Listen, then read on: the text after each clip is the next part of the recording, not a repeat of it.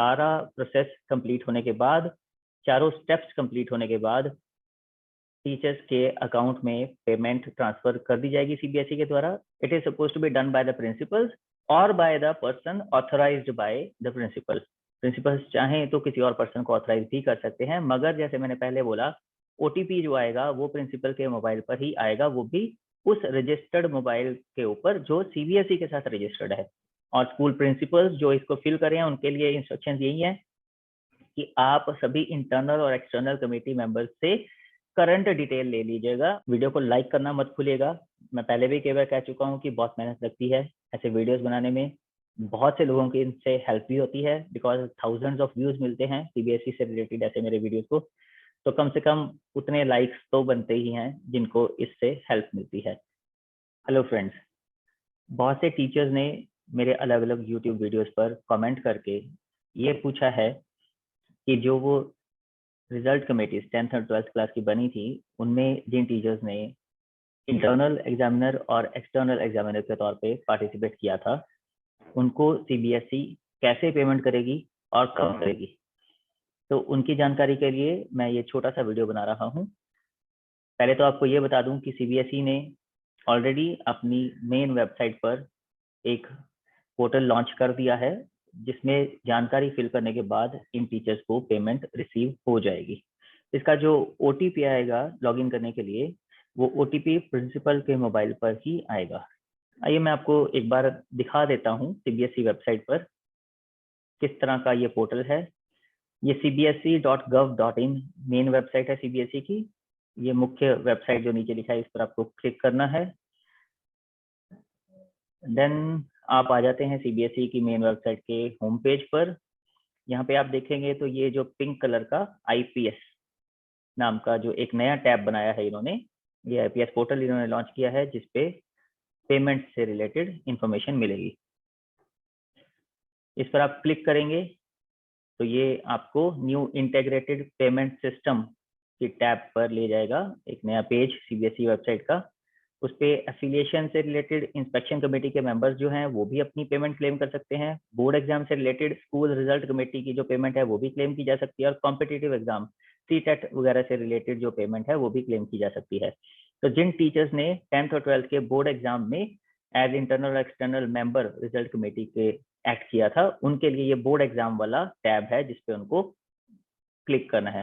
Teachers को नहीं click करना है actually, it is suppose to be done by the principals और by the person authorised by the principal. Principals चाहें तो किसी और पर्सन को ऑथराइज भी कर सकते हैं, मगर जैसे मैंने पहले बोला ओटीपी जो आएगा वो प्रिंसिपल के मोबाइल पर ही आएगा, वो भी उस रजिस्टर्ड मोबाइल के ऊपर जो सीबीएसई के साथ रजिस्टर्ड है। Let's click. अभी देखते हैं ये क्या दिखाता है हमें। तो ये ऐसा पेज आपके सामने खुल जाएगा आईपीएस का। Simplified payment, secure, fast, digital, direct bank transfer to beneficiary. इसका मतलब पेमेंट जो है जाएगी वो टीचर्स के अपने बैंक अकाउंट में जाएगी जिसकी डिटेल्स यहाँ पर उनको फिल करनी है। सबसे पहले यहाँ पे आपको एग्जाम टाइप सिलेक्ट करना है, सीटेट या स्कूल रिजल्ट कमेटी। तो हम स्कूल रिजल्ट कमेटी को सिलेक्ट कर लेंगे। यहाँ पे रोल सिलेक्ट करना है, सीबीएसई हेड ऑफिस भी इसको कर सकता है ऑपरेट, रीजनल ऑफिसर भी ऑपरेट कर सकता है, मगर यहाँ पे प्रिंसिपल और हेड ऑफ द इंस्टीट्यूशन उनके लिए यहाँ पे उनको क्लिक करना है बिकॉज वो चेयरपर्सन थे रिजल्ट कमेटी के। इसके बाद यहाँ पर फिल करना है स्कूल का जो अपना प्रिंसिपल का ऑफिशियल कॉन्टैक्ट नंबर है। इसके बाद आपको यहाँ पे नीचे जो लिखा है click to get one time password OTP, इस ऑप्शन पर क्लिक करना है। ये इंफॉर्मेशन आ गई है कि पासवर्ड भेज दिया गया रजिस्टर्ड मोबाइल नंबर पर। जी हाँ, मैंने पासवर्ड रिसीव कर लिया है। अब मैं उस पासवर्ड को फिल करता हूँ। यहाँ पर लॉगिन करते हैं।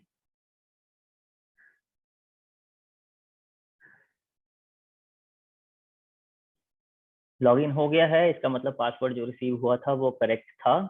अब यहाँ पर 4 टैब्स आपको मिलती हैं फर्दर। सबसे पहली टैब है इंस्ट्रक्शंस की, उसके बाद है submission of details for payment by the school, जो स्कूल को फिल करना है।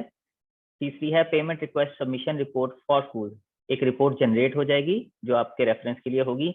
और चौथी है report of payment released by bank, bank जब पेमेंट रिलीज कर देगा उसकी इंफॉर्मेशन भी आपको यहाँ पे मिल जाएगी। तो लेट्स सी इंस्ट्रक्शंस क्या क्या हैं. Please read the below mentioned instructions and follow the steps. First of all, you have to click on the step number 1, that is submission of detail for payments by the school. Please select the class for which the claim of remuneration of result committee members is to be submitted. 10th और 12th दोनों classes वहां पे show करेगा. अगर कोई school सिर्फ secondary level का है तो वो 10th वाली टैब को ही क्लिक करेगा क्योंकि उनका रिजल्ट 10th क्लास का ही बना था. अगर कोई सीनियर सेकेंडरी स्कूल है तो उनको 10th और 12th दोनों टैब्स को क्लिक करना है, दोनों जगह पे डिटेल्स को फिल करना है. After selecting the class, a bank pro forma will be displayed on the screen. ये मैं आपको दिखाऊंगा आगे कौन सा परफॉर्मा डिस्प्ले होगा. Please enter the details correctly. You may be aware that some of the banks were merged with the government to other banks, and therefore IFSC codes of those banks or branches has to be changed. You are requested to confirm with the concerned account holder and verify the bank details with the new checkbook issued by the bank after 1st of July 2021 in case of the bank branch has been merged with some other bank. अगर कोई आपका पुराना bank जो था वो भी मर्ज हो चुका है तो आपको एक न्यू चेकबुक इशू हुई होगी. उस चेकबुक के अकॉर्डिंगली आपको डिटेल्स प्रोवाइड करनी है कंसर्न स्कूल को. और स्कूल प्रिंसिपल्स जो इसको फिल करें उनके लिए इंस्ट्रक्शंस यही है कि आप सभी इंटरनल और एक्सटर्नल कमेटी मेंबर्स से करंट डिटेल ले लीजिएगा. उनकी बैंक की इशू की हुई चेकबुक की आप एक कॉपी भी उनसे मांग सकते हैं. फोटो कॉपी ले लीजिए या व्हाट्सएप पे ले लीजिए जिसपे उनके बैंक की सारी डिटेल्स हों. बैंक डिटेल्स को करेक्टली मेंशन करना बहुत जरूरी है बिकॉज अगर बैंक डिटेल्स गलत होंगी तो पेमेंट में प्रॉब्लम आ सकती है. However, for accuracy of the bank details in other cases also, please verify the bank details from the latest checkbook or passbook for of the concerned. चाहे bank मर्ज हुआ है चाहे नहीं हुआ है, दोनों ही केसेस में बैंक की जो चेकबुक या पासबुक में से प्रॉपर डिटेल्स वेरीफाई करने के बाद ही फिल कीजिएगा. After filling the details click on save. In case senior secondary school please select the another class. जैसे मैंने पहले बोला सेकेंडरी स्कूल है तो सिर्फ 10th का करना है, सीनियर सेकेंडरी है तो दोनों क्लासेस करनी है. After filling the complete information correctly and accurately you have to click on the step 3 payment request submission reports for schools. In this step there will be 3 options. First option display and verify. सबसे पहली option आएगी details filled by you will be displayed on your screen for verification. आप उसको verify करोगे. Submit to CBSE HO. अगर verify हो गई है, आपने उनको वेरीफाई कर दिया है, सारी डिटेल्स करेक्ट हैं, तो आप उनको सबमिट करोगे. If the information is correct you have to click on the link and your request will be forwarded to the concerned regional office for payment authentication. तीसरी ऑप्शन आएगी cancel. It is only for the purpose of cancellation of details filled by you. अगर by chance आपको लगता है कि कोई details आपसे गलत फिल हुई हैं तो आप उसको वेरीफाई मत कीजिए, आप उसको कैंसिल कर दीजिएगा. तो उस केस में वेरीफाई और सबमिट दोनों नहीं करना है, आपको कैंसिल करना है, फिर से आपको डिटेल्स फिल करनी है. After submission of your request for payment of the status of payment processed by your concerned regional office may be seen under step 4 reports of payment released by the bank. जैसे मैंने पहले बोला step 4 में आपको ये दिख जाएगा.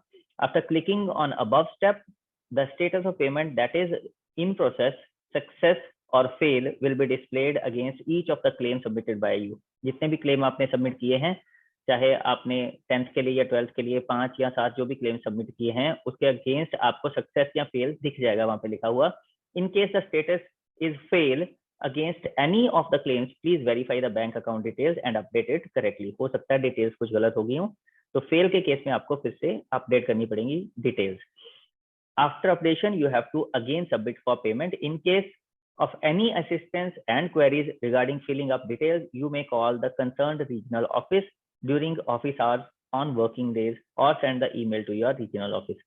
कोई भी प्रॉब्लम आती है तो कॉल भी कर सकते हैं और मेल भी भेज सकते हैं आप रीजनल ऑफिस को. तो ये रेड एंड अंडरस्टूड है. अब हम फिर वहीं उसी पेज पर वापस आ गए हैं. अब यहाँ पर सेकंड जो कॉलम है यहाँ पर सबमिशन ऑफ डिटेल है. यहाँ डिटेल्स फिल होनी है और जेन्युइन ऑथेंटिक वैलिड डिटेल्स ही फिल होनी है जो हर स्कूल के लिए अलग अलग हैं. अभी सपोज हम 10th क्लास सिलेक्ट कर लेते हैं तो आप यहाँ पे देखेंगे प्रिंसिपल और हेड ऑफ द इंस्टीट्यूशन के लिए फर्स्ट कॉलम है. यहाँ पे सीरियल नंबर, डेजिग्नेशन उनकी फिल होगी. डेजिग्नेशन आप यहाँ पे देखेंगे प्रिंसिपल, TGT, PGT और अदर्स मेंशन किया हुआ है. मोबाइल नंबर फिल करना है आपको. अकाउंट होल्डर का नाम. मोबाइल नंबर यहाँ पे आप वही फिल कीजिएगा जो बैंक अकाउंट के साथ रिलेटेड है. कई बार ऐसा होता है कि प्रिंसिपल्स का ऑफिशियल मोबाइल नंबर कुछ और होता है जिसपे ये ओटीपी आया है, मगर बैंक में उन्होंने मोबाइल नंबर कुछ और दे रखा होता है, तो आप बैंक वाला मोबाइल नंबर ही यहाँ पर फिल करेंगे।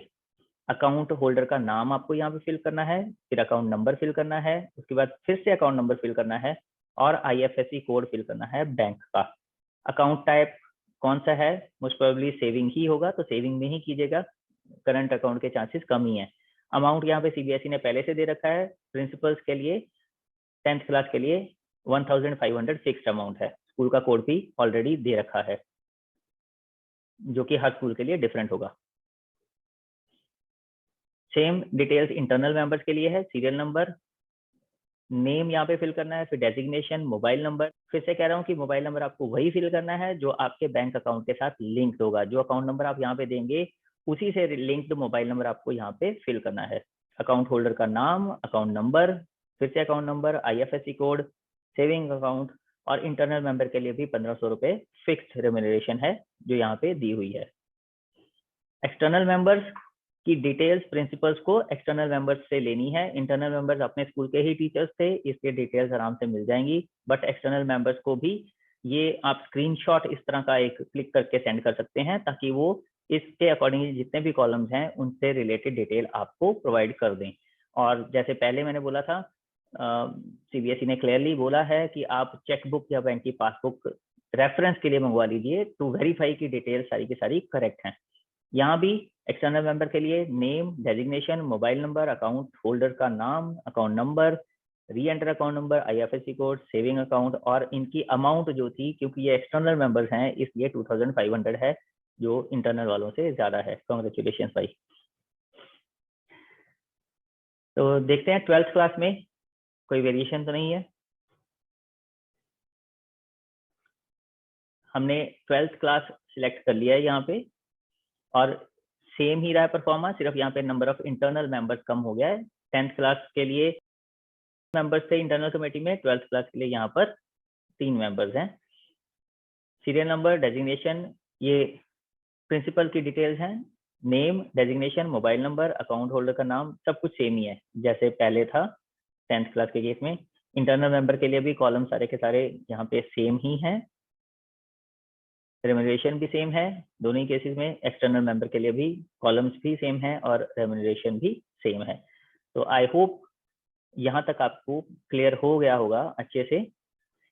इसके बाद के जो स्टेप्स हैं, स्टेप 3 और 4 तभी एप्लीकेबल होंगे जब आप ये डिटेल्स फिल कर देंगे। एक बार क्लिक करके जस्ट देख लेते हैं। पेमेंट रिक्वेस्ट सबमिशन रिपोर्ट इस तरह से आएगी कोई। क्लास यहाँ पे आपको 10th या 12th में से सिलेक्ट करना होगा। स्टेटस इन प्रोसेस या न्यू, अगर आपने ऑलरेडी कर रखा है तो इन प्रोसेस क्लिक करेंगे, अगर न्यू है तो न्यू क्लिक करेंगे। डिस्प्ले एंड वेरीफाई आप कर सकते हैं, जैसे उन्होंने बोला था 3 ऑप्शन हैं, या तो आप डिस्प्ले करके वेरीफाई कर लीजिए, अगर वेरीफाइड है तो सबमिट कर दीजिए और नहीं है तो उसको कैंसिल कर दीजिए। तो ये 3 चीजें आपको यहाँ पे करनी है 3rd टैब के ऊपर। इसके बाद आपकी फाइनल टैब खुलेगी, तो इसमें आपकी report school wise payment detail आपको मिल जाएंगी या स्टेटस वाइज पेमेंट डिटेल। फिर क्लास 10th और 12th भी आप इसमें सेलेक्ट कर सकते हैं और उसको प्रीव्यू कर सकते हैं। तो ये था IPS पोर्टल का सारा एक्सप्लेनेशन, कैसे कैसे इस पोर्टल पे कॉलम फिल करने हैं। सारा प्रोसेस कंप्लीट होने के बाद, चारों स्टेप्स कंप्लीट होने के बाद टीचर्स के अकाउंट में पेमेंट ट्रांसफर कर दी जाएगी CBSE के द्वारा। ये चारों स्टेप्स कंप्लीट करने हैं, एक बार फिर से दिखा रहा हूँ। आई होप आपको ये वीडियो हेल्पफुल लगा होगा। अगर हेल्पफुल लगा है तो इसे प्लीज लाइक और शेयर जरूर कर दीजिएगा। और कोई क्वेरीज इससे रिलेटेड बची हैं या कुछ भी आप इस वीडियो के बारे में शेयर करना चाहते हैं तो आप कमेंट बॉक्स में लिखकर शेयर कर सकते हैं। और अगर आपको ये वीडियोस और भी देखने हैं, इंफॉर्मेशन CBSE से रिलेटेड या कोई और स्कूल रिलेटेड इंफॉर्मेशन आपको अच्छी लगती है, जानकारी आपके काम आती है, तो मेरे चैनल प्रिंसिपल रसिक गुप्ता को सब्सक्राइब करके नोटिफिकेशन बेल का बटन जरूर दबा दीजिएगा, ताकि इन फ्यूचर जब भी मैं ऐसे इंफॉर्मेटिव वीडियोस अपलोड करूं उसकी नोटिफिकेशन आपको तुरंत मिल जाए। एक बार फिर कह रहा हूँ, प्लीज लाइक और शेयर जरूर कर दीजिएगा। Thank you.